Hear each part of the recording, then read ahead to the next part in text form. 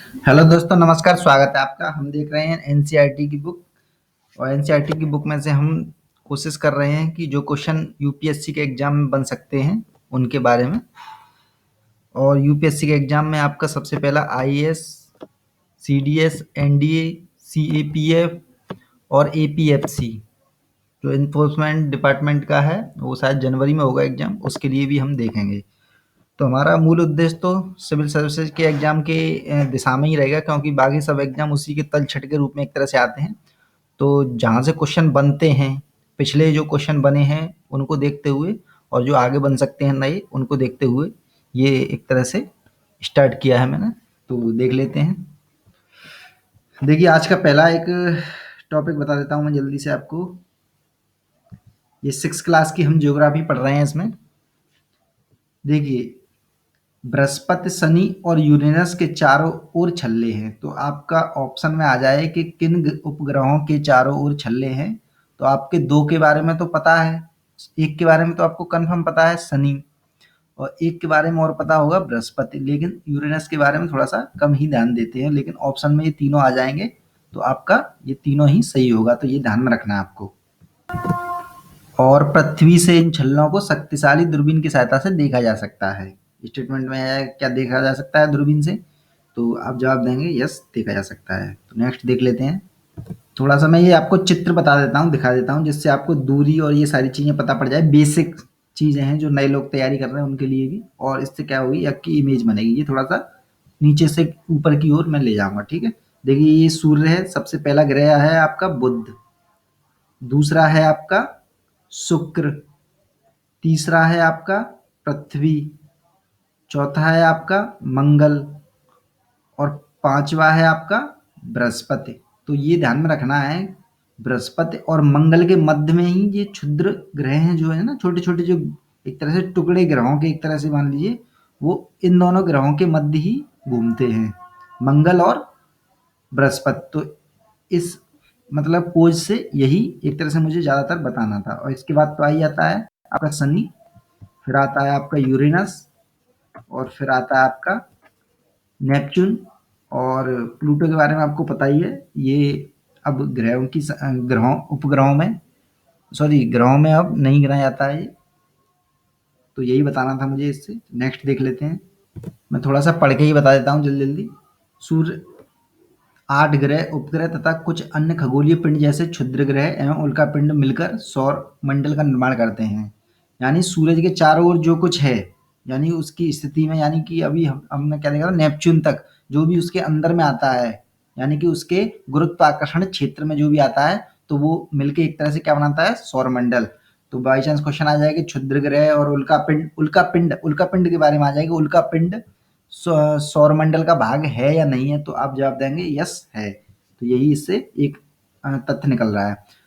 उसे हम सौर परिवार का नाम देते हैं, जिसका मुखिया सूर्य है। तो थोड़ा सा देख लेते हैं इनके बारे में, थोड़ा थोड़ा सा दिया हुआ है। सूर्य सौरमंडल के केंद्र में स्थित है।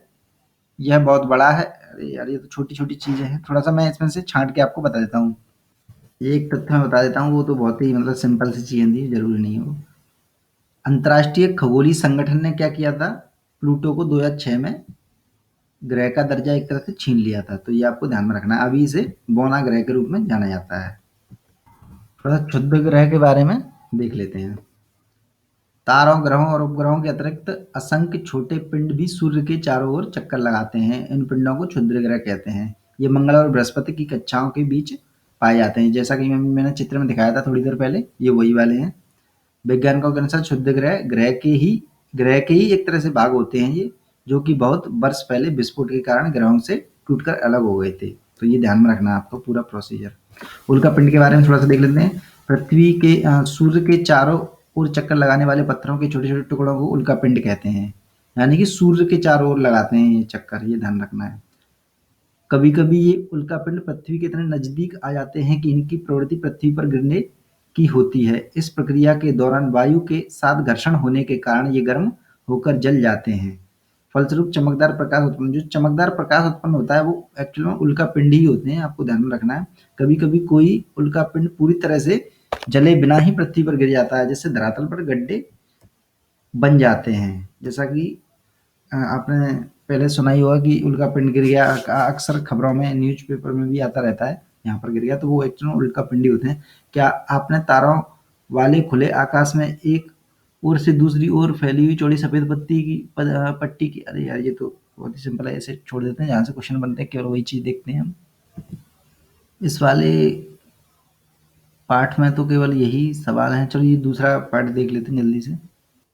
नए लोगों को थोड़ा सा ये चित्र दिखा देता हूँ, अक्षांश देशांतर क्या होते हैं एक तरह से। तो ये जो है अक्षांश रेखाएं हैं, देखिए ये वाली जो विषुवत रेखा है जो 0 है, ये 23.5 कर्क जो है हमारे भारत से गुजरती है, ये वो वाली स्थिति है। ये मकर रेखा है जो कि निचले भाग से गुजरती है।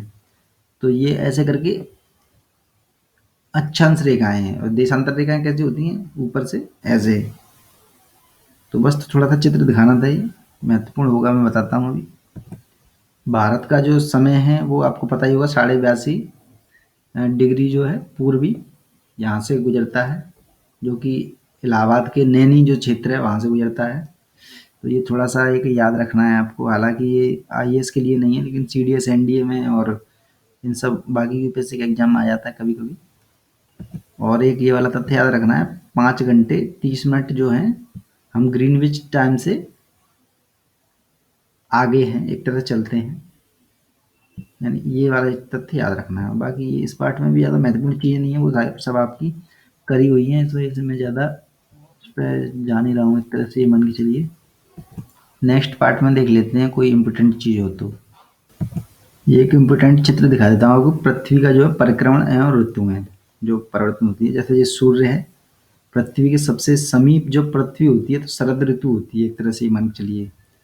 तो ये जो है 23 सितंबर को जो है पृथ्वी के सबसे सूर्य के सबसे करीब होती है पृथ्वी, और 22 दिसंबर और 21 जून को जो है पृथ्वी सूर्य के सबसे दूरी पर स्थित होती है, और 21 मार्च और 23 सितंबर को सबसे करीब होती है। तो ये डेट भी कभी कभी आ जाती हैं सीडीएस एनडीए वगैरह में, तो ये भी आपको ध्यान में रखना है।